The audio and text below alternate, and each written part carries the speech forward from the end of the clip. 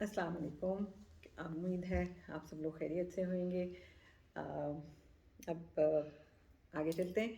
आपको मैंने अपनी पिछले वीडियो में कुछ एक जनरल आउटलाइन दी थी कि आगे हम किस तरह चलेंगे।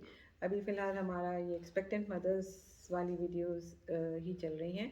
इसमें एक दो और होंगी ताकि मदर्स अपनी तैयारी जो है उसके बारे में उनको बिल्कुल क्लैरिटी हो।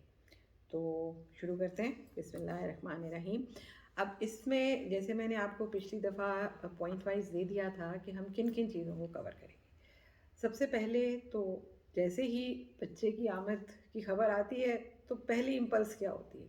चलो जी, बच्चे के लिए शॉपिंग करनी है। तो चीज़ें लेने का ज़ाहिर है उसका शौक़ और वो हर एक को होता है। लेकिन उसका मतलब ये नहीं है कि you just get carried away और आप बहुत सारी गैर ज़रूरी चीज़ें भी अपने पास इकट्ठी कर लेते हैं। और इसमें एक और पहले बच्चे की दफ़ा में फीलिंग्स भी और तरह की होती हैं, एक्सपेक्टेशंस भी और तरह की होती हैं। इसमें अगर कभी कोई मशवरा दे देता है या कोई वेल विशर आपको कहता है कि मेरे पास भी कुछ चीज़ें पड़ी हुई हैं, तो अगर आप उसमें से कोई यूज़ करना चाहें, तो बहुत से पेरेंट्स उसको माइंड करते हैं। तो अगर कोई आपको अच्छी चीज़ें ऑफ़र कर रहा है तो बिल्कुल माइंड ना कीजिए। वजह इसकी ये है कि छोटे बच्चे, नौज़ायदा बच्चे बहुत तेज़ी से ग्रो करते हैं। अच्छे सेहतमंद बच्चे तो ख़ास तौर पे 1 साल में मैक्सिमम आपकी ग्रोथ बच्चों की जो होती है वो पहले साल में हो रही होती है। तो बहुत जल्दी-जल्दी वो अपने जो कपड़े आपने अगर बहुत ज़्यादा एक ही साइज़ के इकट्ठे कर लिए तो वो उनको आउटग्रो कर जाएँगे।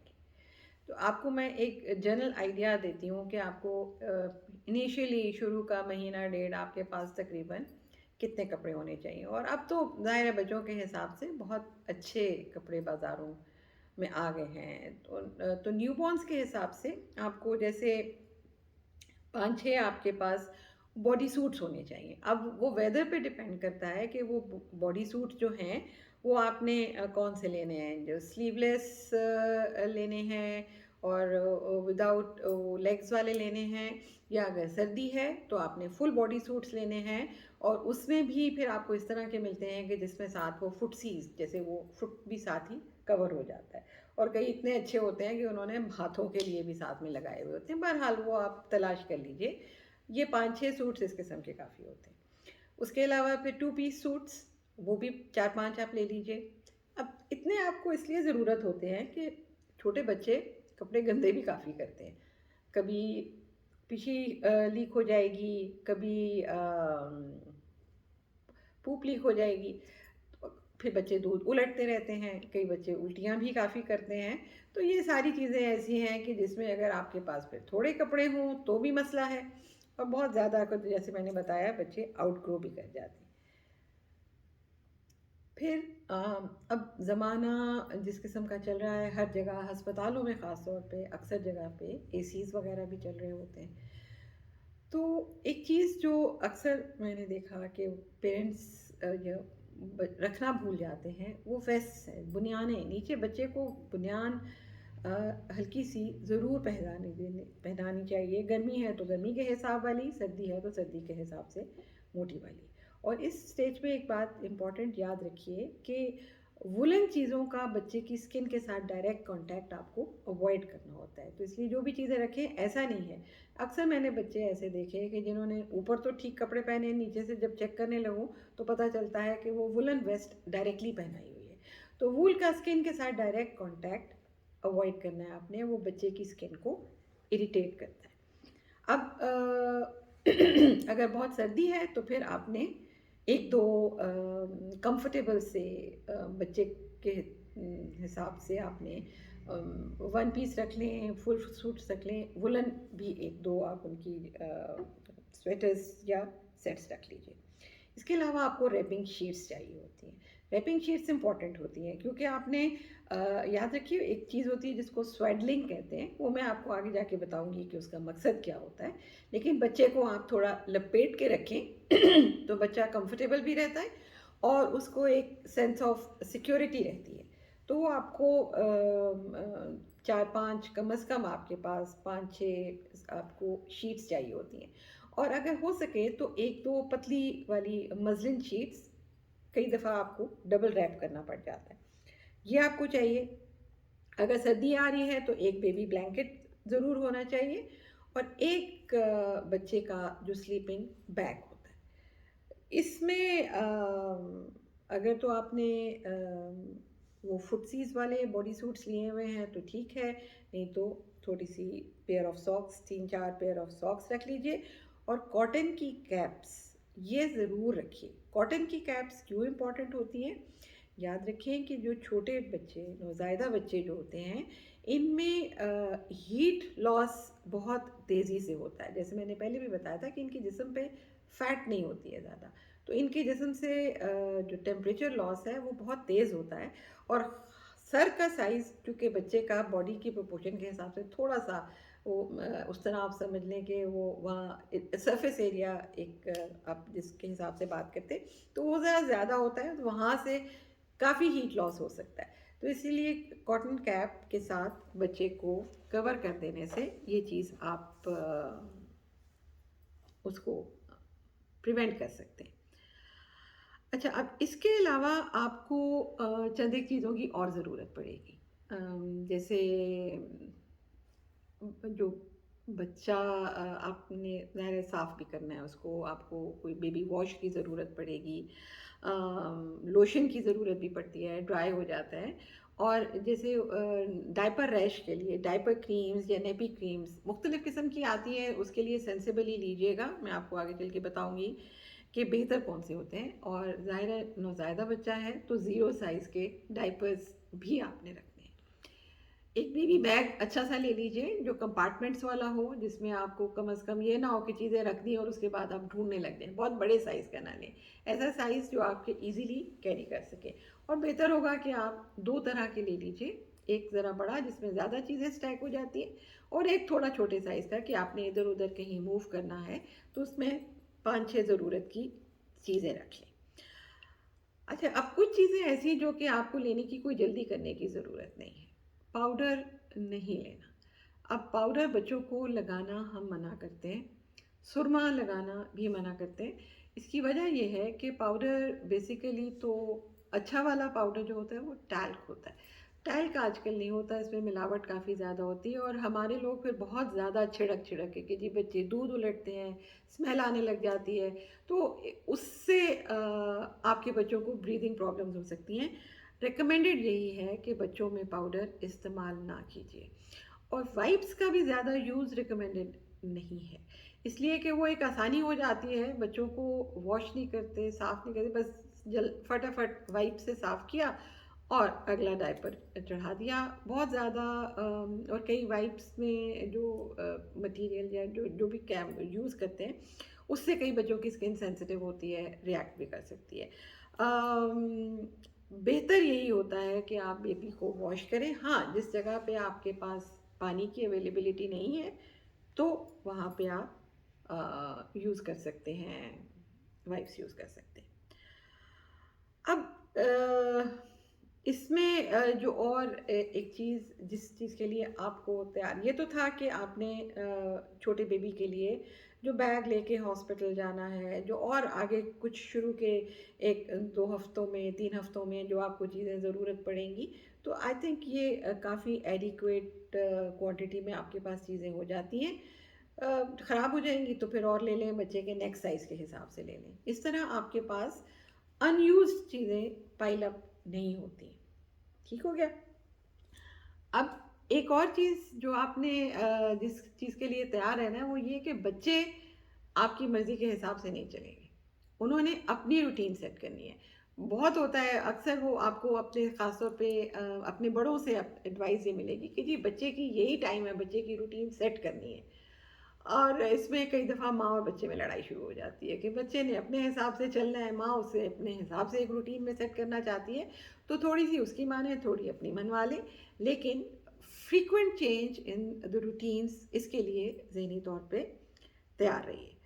और एक और जो एक सेंसिबल अप्रोच है वो ये कि छोटा बच्चा है, उससे काफ़ी घंटे सोना है, 16 से 18 घंटे शुरू में सोते हैं बच्चे।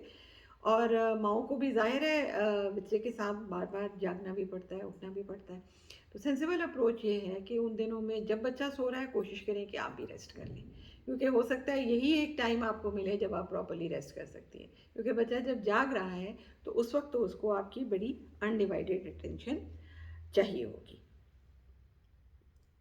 अच्छा, अब आपने इस दौरान में जैसे मैंने आपको पहले बताया था कि अपने आप को डेली के हिसाब से अपने आप को मोटिवेट करना है और अपने आप को प्रिपेयर्ड रखना है कि जब आपका बच्चा पैदा होगा तो आपने उसे ब्रेस्ट फीड करना है, क्योंकि इससे बड़ी नेमत आप अपने बच्चे के लिए, बच्चा अल्लाह की नेमत है आपके लिए, और जो आपको सबसे अच्छा काम आप उसके लिए कर सकती हैं वो ये कि आप उसको ब्रेस्ट फीड कराइए। अब यहाँ तक तो हो गया कि आपने कपड़ों के हिसाब से और चीज़ों के हिसाब से क्या तैयारी करनी है। नेक्स्ट चीज़ जो मैंने आपको बताई थी कि आपने अपने आप को तैयार करना है for successful lactation, breast feed के लिए आपने अपने आप को कैसे तैयार करना है। तो उसके लिए जो सबसे इम्पॉर्टेंट चीज़ है दैट इज़ सेल्फ एग्जामिनेशन। जैसे ही मदर कंसीव करती है, जो आपकी गायनेकोलॉजिस्ट होंगी, आई एम श्योर आप जब उनके पास जाएंगी तो वो आपका एग्जामिनेशन ज़रूर करती हैं। An important part of examination आपका ब्रेस्ट एग्जामिनेशन भी, क्योंकि मेरे एक्सपीरियंस में भी है और डॉक्यूमेंटेड भी है कि एक बहुत important aspect of failure of lactation है वो ये कि मदर्स जो हैं उनकी ब्रेस्ट जो है they are not well proportion आप कह सकते हैं फॉर सक्सेसफुल ब्रेस्ट फीडिंग। या तो निपल्स फ्लैट है या निपल्स इन्वर्टेड है, और ये चीज़ अगर आप ड्यूरिंग प्रेगनेंसी एड्रेस नहीं करेंगे तो उसका नुकसान फिर ये होता है कि बच्चे के पैदा होने के बाद इंगॉजमेंट भी हो रही होती है, और अगर वो फ्लैट निपल्स हैं या इन्वर्टेड निपल्स हैं तो वो बच्चा एडिक्वेटली लैच ऑन नहीं कर सकता। तो इसीलिए सेल्फ एग्जामिनेशन या आप अपनी गायनेकोलॉजिस्ट को रिक्वेस्ट कर सकती हैं, ये ज़रूर कीजिए ताकि आप through out pregnancy you can, वो आपको समझा भी देगी कि किस तरह से आप अपने आप को प्रिपेयर कर सकती हैं for feeding your baby adequately after delivery. आप रेगुलरली पुल आउट कर सकती हैं, आप खुद भी कर सकती हैं pulling out on the nipples through out pregnancy. तो उसमें काफ़ी हद तक स्पेशली जिनके वो फ्लैट निपल्स होते हैं इट हेल्प्स है। और इसके अलावा आप को अपने आप को इस दौरान में, अब देखिए ज़माना जो है आपको बहुत इन्फॉर्मेशन नेट पे अवेलेबल होती है, तो दिस इज़ द टाइम कि जब आप अपने आप को you should make your self conversant with the requirements of successful lactation. आपको जैसे कि proper positioning of the baby क्या है, वो जब मैं अपना पूरा ब्रेस्ट फीडिंग पे व्लॉग करूँगी तो उसमें मैं आपको चंद एक चीज़ें इस तरह की ज़रूर बताऊँगी, लेकिन आप खुद भी इसके बारे में सर्च कीजिए कि अच्छा कैसे आपने बेबी को होल्ड कैसे करना है। फिर उसके अलावा कि लैच ऑन कैसे, इट्स एक बहुत इंपॉर्टेंट एस्पेक्ट है ब्रेस्ट फीडिंग का कि लैच ऑन कैसे कराना आता है। जो फर्स्ट टाइम मदर्स होती हैं स्पेशली उनके लिए ये सबसे ज़्यादा मुश्किल होता है, उनको समझ ही नहीं आ रही होती है कि बच्चे को पकड़ना कैसे है और फिर उसको अपने पास करीब कैसे लेके आना है ताकि वो उसको फीड सक्सेसफुली फीड करा सकें, कंफर्टेबली फीड करा सकें। फिर ड्यूरेशन ऑफ लैक्टेशन कितनी होनी चाहिए, कितनी देर आपने बेबी को फीड कराना है और उसका क्या चेंज ऑफ पोजीशन क्या करनी चाहिए, चेंज ऑफ साइड्स कितनी देर के बाद करनी चाहिए, सक्सेसफुल लैक्टेशन की ड्यूरेशन कितनी होती है। फिर आपको लोगों का ख्याल ये होता है कि जो ब्रेस्ट फीडिंग मदर्स हैं उनको पता नहीं क्या कुछ खाते रहना चाहिए, इसके बारे में मैं आपको बताऊंगी। बहुत कितनी कैलोरीज आप बर्न करते हैं फॉर ड्यूरिंग लैक्टेशन, और फिर उसके लिए आपको कितनी कैलोरीज लेनी है, वाटर इनटेक आपका कितना होना चाहिए, ये सारी चीज़ें, और what not to eat when you are breastfeeding, ये बहुत इंपॉर्टेंट है। क्योंकि होता ये है कि वो दूध पिला रही है माँ, ये भी नहीं खाना, ये भी नहीं खाना, ये भी नहीं खाना, माँ के लिए तो एक मसला बना देते हैं। ऐसी कोई बात नहीं है, ज़िंदगी आपकी बड़ी सुखी और पुरसुकून गुजरती है, सिर्फ आपको मालूम होना चाहिए कि आपने लेना क्या है। फिर एक बहुत और इम्पॉर्टेंट चीज़ है वो ये कि आपके you need to have clothes जो कि सक्सेसफुल लैक्टेशन के लिए बहुत इम्पॉर्टेंट है। मदर्स कपड़े बहुत कई दफ़ा टाइट पहन लेती हैं, और उसके अलावा आजकल तो अब इतने चीज़ें आ गई हैं which actually facilitate the process of breast feeding. एक तो ये कि आगे आप कोशिश करें, आपकी फ्रंट बटन अप आपकी शर्ट फ्रंट्स होने चाहिए, तो इजीली बस आप उनको खोलें, और अब लैक्टेशन ब्रेजियर्स मिलती हैं इजीली, आपको कुछ नहीं, पुल अप नहीं करना और अनकंफर्टेबल नहीं होना है, और एक चादर आपके पास हो तो आप आराम से बैठ के कहीं पे भी साथ बैठ के आप इसको फीड करा सकती हैं। तो मेरा ख़्याल है कि अगर ये इतनी चीज़ें आज आप इसको समझ लेते हैं तो अच्छी बात है। याद रखिए, बच्चे जो हैं वो अपनी फीडिंग रूटीन्स चेंज करेंगे, रोना शुरू कर देंगे, बाइट कई बच्चे करते हैं, सोर निपल्स का प्रॉब्लम हो जाता है, वो साथ साथ ये आपके जो इश्यूज़ हैं मैं उनको साथ साथ में एड्रेस करती रहूँगी। जो और जो बच्चों का ये जो चेंज ऑफ रूटीन होता है, जो चेंज ऑफ पैटर्न होता है, इससे घबराना नहीं है। ये एक it's just a part of normal growing up process. कई दफ़ा मदर्स बहुत पैनिक कर जाती हैं कि जी ये पहले तो इस वक्त सोता था, अब ये इस वक्त जागता है, अब ये इस वक्त नहीं सोता है। ये सारी चीज़ें मैंने आपको पहले भी बताया कि बच्चे अपनी रूटीन्स को चेंज करते रहेंगे, और आपको पेशेंटली इन सारी चीज़ों को हैंडल करना है। Patience is a virtue, mothers को अबंडेंस होनी चाहिए इसकी, घबराना नहीं है आपने घबराना नहीं है, ठीक है। और फास्ट फॉरवर्ड सोल्यूशन किसी चीज़ का नहीं होता, आराम से तसल्ली के साथ करें। इसलिए कि अगर आप घबराएंगे तो याद रखिए कि मदर्स की जितनी जो इमोशंस होते हैं, और वो समहाउ बच्चे उसको बहुत सेंसिटिव होते हैं, तो जो आप अगर बहुत परेशान रहेंगी और पैनिक करेंगी तो वो बच्चे भी कुछ थोड़े से जिटरी होने लग जाते हैं। तो इसलिए तसल्ली से सुकून के साथ इस पीरियड को एंजॉय कीजिए। ये बहुत अल्लाह मियाँ ने एक बहुत क्लोज बॉन्डिंग का आपको पीरियड दिया हुआ होता है, तो इसको सक्सेसफुली ज़रूर कीजिए। ओके, थैंक यू, अल्लाह हाफिज़।